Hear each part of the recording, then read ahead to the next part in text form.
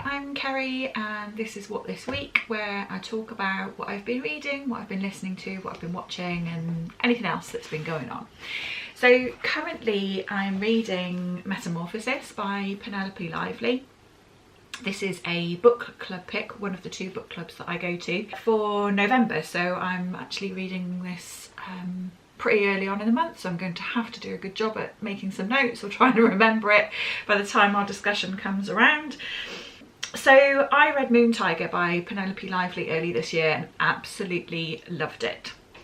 Moon Tiger, I think, won the Booker Prize in 1982, maybe, somewhere thereabouts. But I didn't know that at the time. I've only found that out whilst looking into Penelope Lively a bit more recently. But I loved the Moon Tiger. It was absolutely stunning. I thought at the time, and stand by, that I think it's a bit of a cross between The Importance of Being Earnest and The English Patient. So the Moon Tiger is about, perhaps I shouldn't hold this up when I'm talking about the Moon Tiger. I have it on my shelf. The Moon Tiger is about a woman on her deathbed looking back over her life.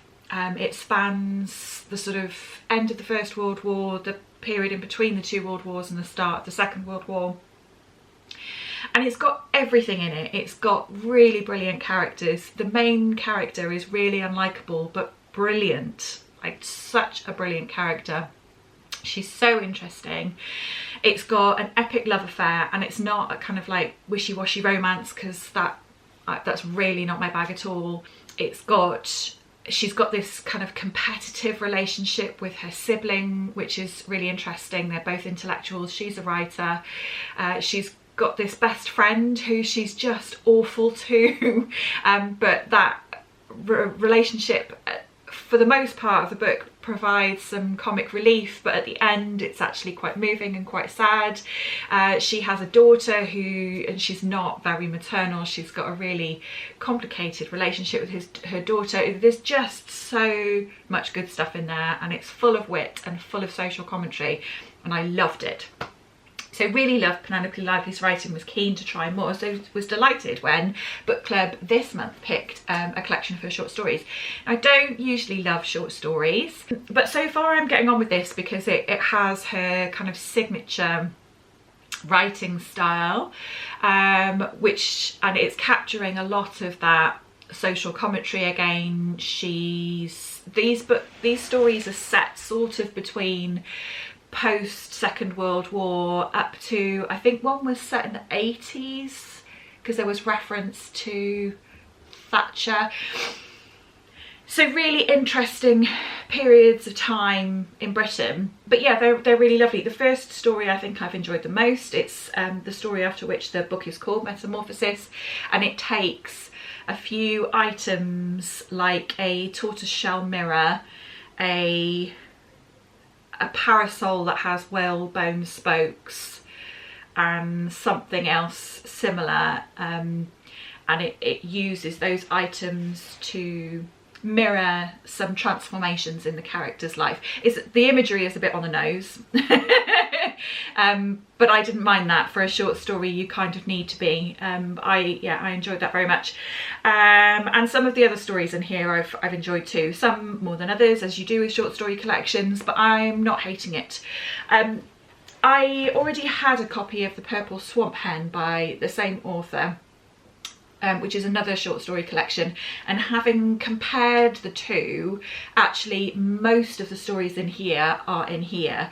So I think what I'll do is I'll read all of these, and then I'll read, I think it's 4 that are in here that aren't in this one, and then I've managed to cross off another book from my TBR. So that's my plan with those. In terms of what else I've been reading, one of the things that I've been doing over the last few weeks is I'm having a NetGalley moment. I don't usually read ebooks. I much prefer a physical book or an audio book, but I don't know why I was drawn to NetGalley and sent off a few requests and some came back. So I have been doing some reading on my Kindle. One of those books I've absolutely adored, and that was called Waiting for a Party by Vesna. This was such an interesting book. So obviously I was given this by the publishers via NetGalley, but genuinely I thought it was a fantastic read. It's about a main character who is 92. And she is reflecting on some of her life, but it's not kind of like looking back over the whole of her life. She's looking back over the last kind of 30 years. So the point at which her husband dies when she's 62 up until the current day for her, which is 92. So it's a really interesting period of somebody's life, and I loved the book for that it focused on this part of somebody's life that we so often dismiss, that kind of like retirement age of somebody's life. But that's 30 years. That's a huge chunk of life, right? That we so often, in terms of, well, socially, but also in terms of the stories that we read and tell, dismiss that period of people's lives. And it was fascinating. It was so good. I have to say, so the main premise of this is that when her husband dies, she's had this kind of very pedestrian, vanilla relationship with her husband, and when he dies she has a bit of a sexual awakening, and she has a number of partners, and those scenes are explicit, and I don't exaggerate, they are very explicit. So they are not for the faint of heart if you're not up for reading that. Just put that out there. But that isn't just what the book is about. Yes, it has some quite serious smut, but that's not really what it's about per se. There's some really gorgeous stuff in there about her friendships. She has this friendship with a neighbour who was originally her husband's friend, and indeed it's his party that she's waiting for as she's kind of reflecting back on this time. And another best friend that she had, their relationship was just absolutely brilliant, who essentially just kind of like egged her on in every which way. They were fantastic characters, and it was just a really lovely snapshot of a really fascinating point in somebody's life when they have all of this wisdom and experience behind them, but still so much to enjoy and give and adventure about with regards to their life. So yeah, I thought it was really super. I would love to see something like this on the women's prize list. It's not going to be there because of the aforementioned very explicit sex, but I mean, how freaking cool would that be? I think it would just be marvellous, but we can but hope. So that was the one book. The other book I'm still reading, it's called Sylvia by Maithreyi Karnoor. It's about a chap who has moved to Goa from somewhere in Africa, I forget. So his family kind of like moved around, but they were originally from Goa, and so later in his life he's moved back there to what he's considering home, and he befriends a neighbour's son and his niece to an estranged brother. So his estranged brother's daughter has just also come and found him. So I'm not loads of the way through that, but it's fine, it's okay so far. So those are my NetGalley readings.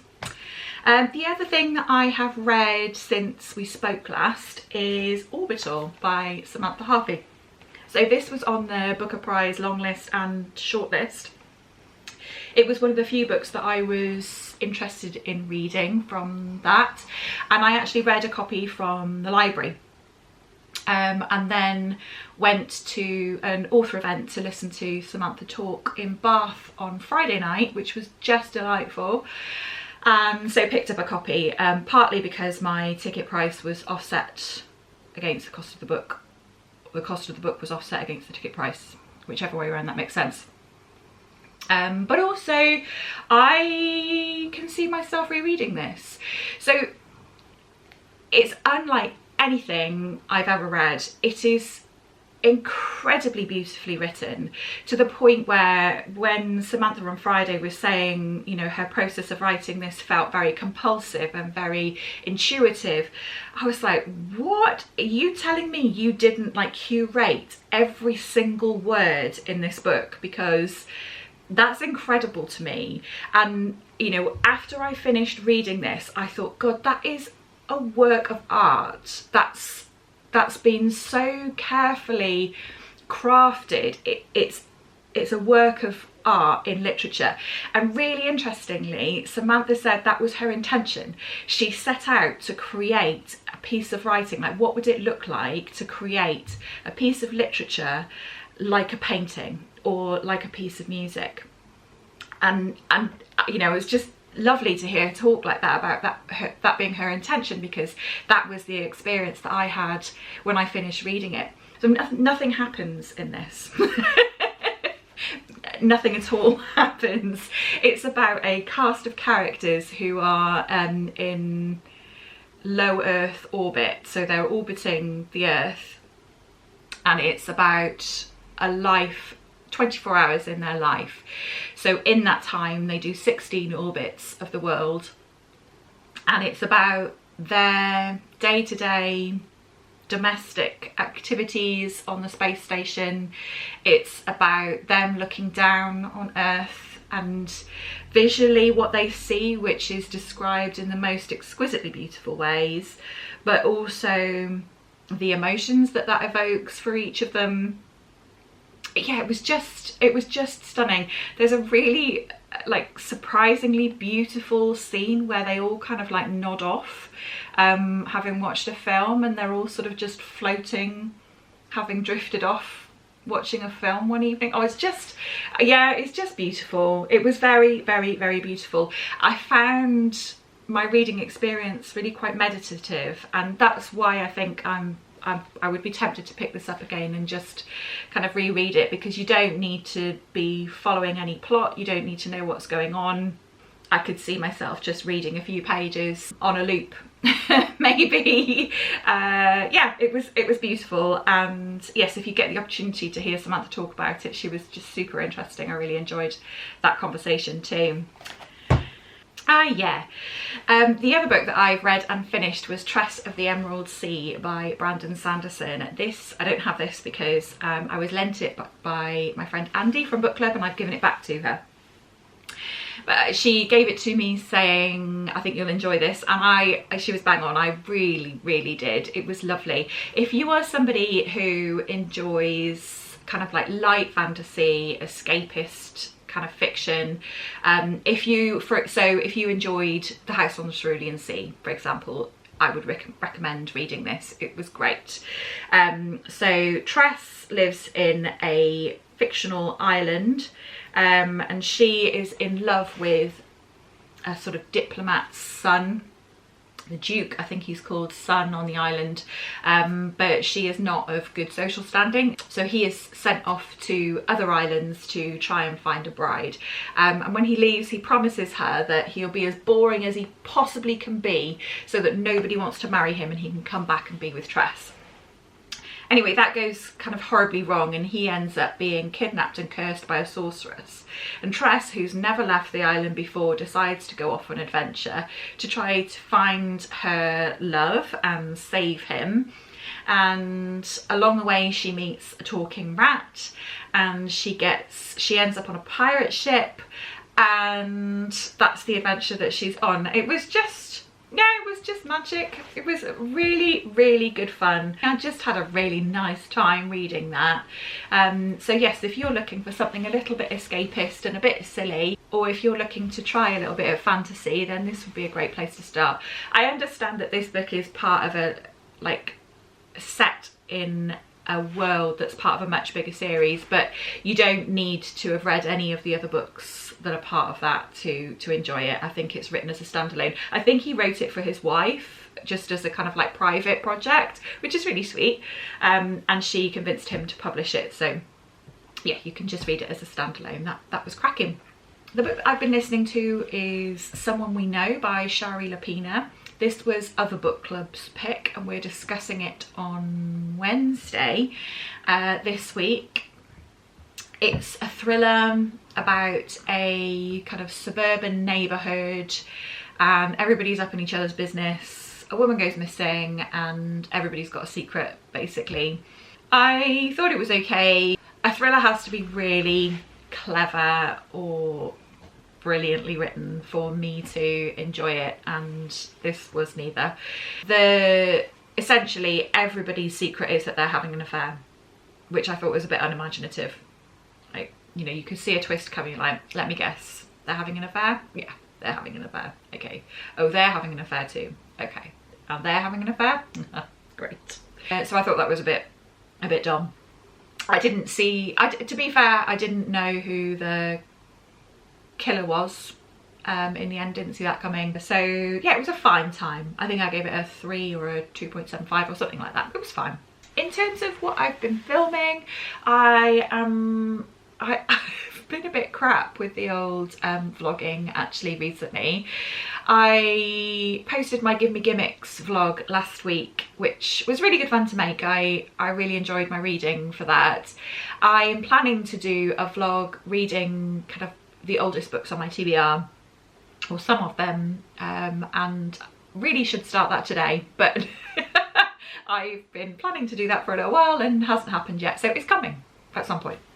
In terms of what I've been watching, I watched Agatha All Along, which was delightful. If you're into Marvel or witches, it's just super. Yeah, it was a perfect time of year to watch that. It's got a great cast and it was a really good witchy time. That's on Disney. I've also started watching MasterChef The Professionals, as is my wont at this time of year. The MasterChef The Professionals marks the start of the end of the year for me. That's the kind of like lead up, that's my lead up to Christmas. I just love it. I don't tend to watch the other MasterChefs, but I just love watching The Professionals, and yeah, the kind of incredible cookery that they have on display and how creative they are in the kitchens, and yeah, I just absolutely love it. So that has started, which is very exciting. And the other thing that started, which is also very exciting, is a new series of Between the Covers. So that's Sarah Cox hosting a TV show that's a book group. She has 4 celebrities on each time. They discuss a book that they've all read together, and they also bring a book which is like a favourite that they kind of talk about and share why they think it's so good. There's always really great recommendations on there, so that's just started and that's on BBC. The other thing that I watched this week, which was the most exciting, most lovely thing to do, was I don't know if you watched my ballet books reading vlog, which was one of the first ones that I did in June. I went to see my brother perform in Swan Lake in the Albert Hall, which was amazing, like so cool. But they filmed it and they showed it in cinemas this weekend, so I got to go and watch my little brother in the cinema. So literally watching my brother in the cinema, it was amazing. It was so good. I loved reliving the performance, and because it was filmed, you know, when I watched it I was sat quite high up, which was great because you got to see all of the patterns of the dances, because it had so many swans, the Swan Lake. It was just beautiful. But watching it at the cinema, you got to see those bits, but also got to see all of the kind of close-ups and all of his facial expressions, and he just looks like he is having the time of his life performing. It was just, yeah, it was amazing. Absolutely loved it. And I took my gran and she loved it as well. So yeah, that was really special yesterday. They've only done, they were showing it like all over the world. I watched it in The View, and they were only showing it on Wednesday and Saturday, like 2 dates, which is weird. But I don't know, they may do more in the future. And if you go and see it, if you're a ballet fan, please go and see it, because it's such a good performance. But if you do let me know. And I can be proud sister. Yeah. The other thing that I have to show you is kind of wild. Bear with, hang on a minute.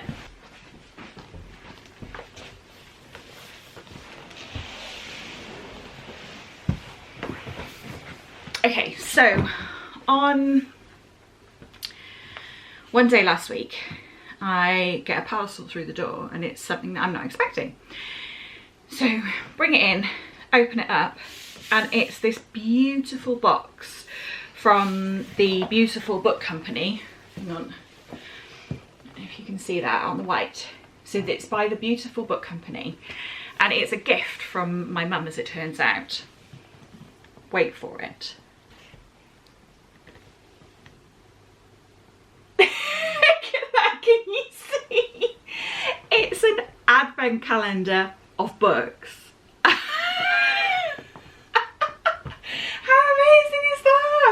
And they are all so beautifully wrapped.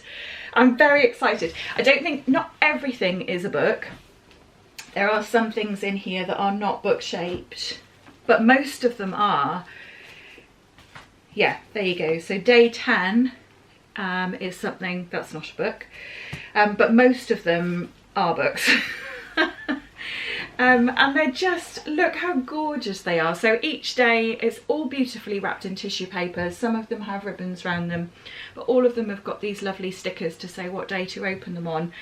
Yeah, I mean, I'm blown away. How exciting is that? I literally cannot wait for the 1st of December so that I can start opening that. I would love to share that with you, if that's not annoying. But let me know what would be the best way to do that. Is it best to kind of show you in a what this week, everything that I've opened that week, or shall I do a vlog and film opening each one? Let me know what you think would be best if you're curious to know what's in it. So that's, yeah, the Beautiful Book Company. That's very cool, and I feel incredibly spoilt to have it.